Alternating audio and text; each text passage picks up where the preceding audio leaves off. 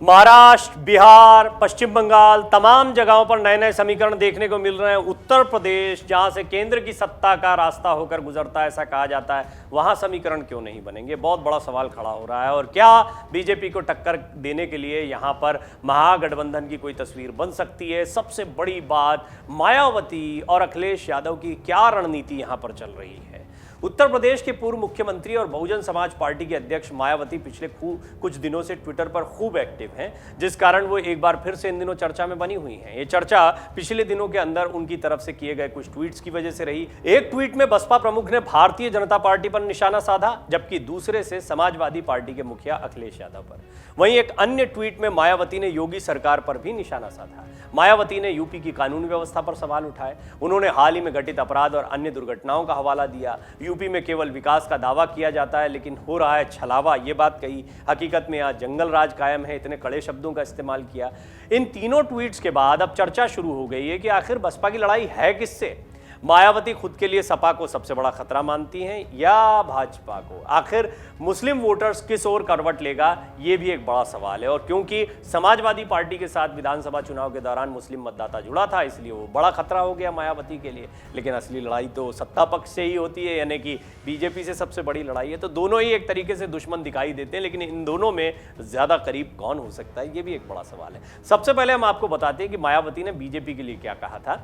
तेलंगाना में भाजपा से निलंबित विधायक टी राजा सिंह ने एक विवादित बयान दिया था, एक धार्मिक भावनाओं को भड़काने वाला बयान दिया था। इसके बाद से देश भर में उनके खिलाफ आक्रोश बढ़ गया। बसपा प्रमुख मायावती ने इसी मुद्दे को उठाया। उन्होंने ट्वीट कर लिखा, अभी भाजपा से निलंबित नूपुर शर्मा द्वारा पैगंबर इस्लाम के विरुद्ध विवादित टिप्पणी पर देश में गरमाया माहौल ठंडा भी नहीं हुआ कि बीजेपी के एक अन्य नेता जो तेलंगाना के विधायक राजा सिंह हैं, उसी प्रकार का उत्तेजनात्मक कार्य कर रहे हैं, जो अति शर्मनाक और घोर निंदनीय है।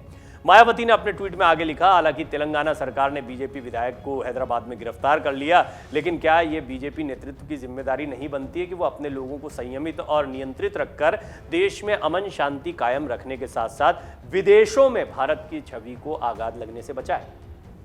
योगी सरकार को लेकर भी मायावती ने हमला किया।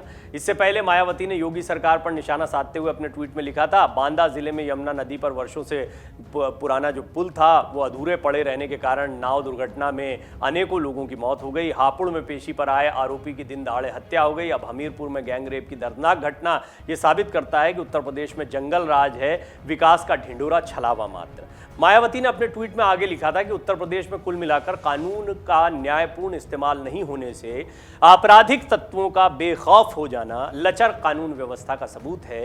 इनका विकास भी कुछ खास जिलों तक ही सीमित है, जबकि उत्तर प्रदेश के हर क्षेत्र में अति गरीबी और बेरोजगारी है। सरकार इस ओर जरूर ध्यान दे।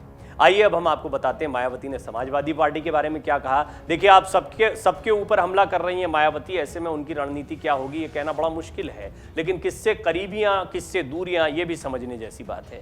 बसपा प्रमुख ने समाजवादी पार्टी के मुखिया अखिलेश यादव पर भी निशाना साधा। इशारों में कहा कि अखिलेश यादव मुसलमानों को पसंद नहीं करते हैं, यही कारण है कि जब आजम खान जेल में बंद थे तब वो उनसे मिलने नहीं गए, जबकि रमाकांत यादव से मिलने चले गए।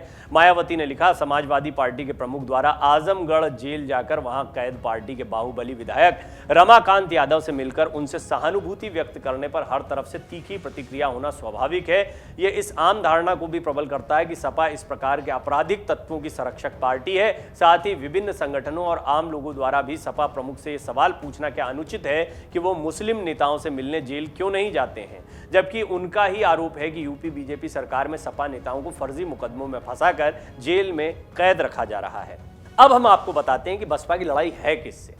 राजनीतिक विश्लेषकों के अनुसार बहुजन समाज पार्टी की मुखिया मायावती जाति और धार्मिक आधार पर वोट मांगने के लिए बिल्कुल स्पष्ट हैं।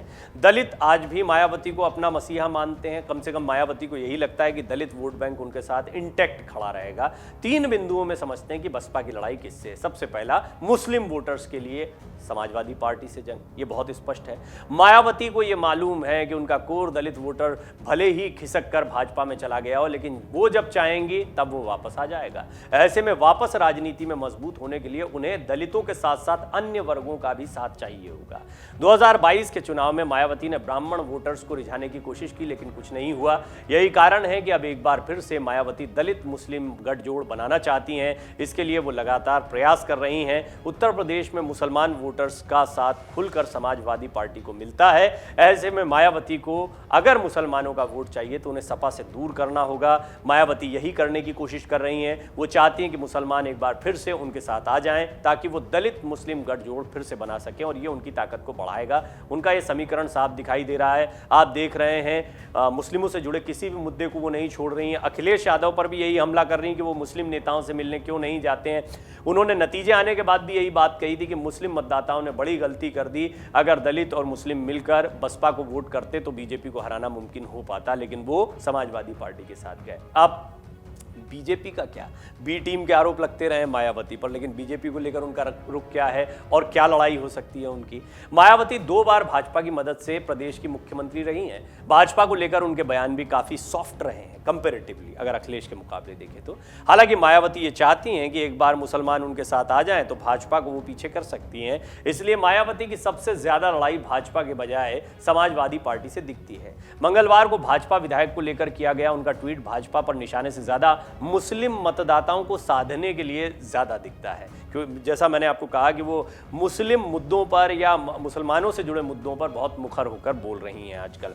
मुसलमान वोटर किस ओर जाएंगे, ये एक बड़ा सवाल है। इस सवाल का जवाब देते हुए वरिष्ठ पत्रकार कहते हैं या राजनीतिक विश्लेषक कहते हैं कि उत्तर प्रदेश विधानसभा चुनाव 2022 के बाद से मुसलमानों का भरोसा समाजवादी पार्टी से उठने लगा है। बड़ी संख्या में मुस्लिम नेताओं ने इस्तीफा भी दिया, तब मायावती तेजी से इसे भुनाने की कोशिश में जुटी। हालांकि आजम खान के जेल से बाहर आने के बाद और अखिलेश यादव से मुलाकात के बाद इसमें बदलाव हुआ। आजम सपा प्रमुख अखिलेश यादव से नाराज जरूर थे, लेकिन बाद में वो शांत हो गए। आजम प्रदेश के सबसे ताकतवर मुस्लिम नेता माने जाते हैं। ऐसी स्थिति में मायावती का दांव फिलहाल कमजोर पड़ा हुआ है। हालांकि वो लगातार कोशिश कर रही हैं कि किसी तरह मुसलमान सपा का साथ छोड़कर उनके पास आ जाएं। इसके लिए बसपा प्रमुख कोई मौका नहीं छोड़ना चाहती हैं।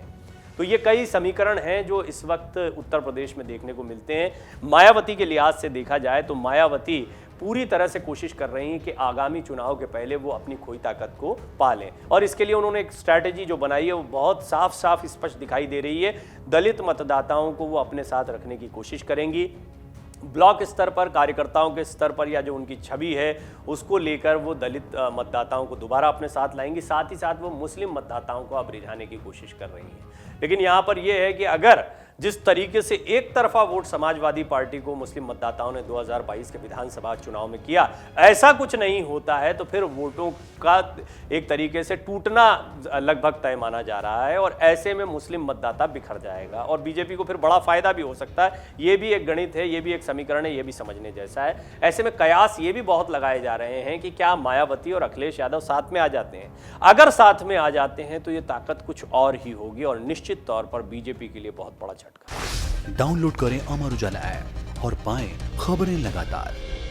अगर आप ये वीडियो YouTube पर देख रहे हैं तो हमारे चैनल को सब्सक्राइब करें और बेल आइकन को दबाना ना भूलें। अगर आप Facebook पर ये वीडियो देख रहे हैं तो हमारे पेज को लाइक करें।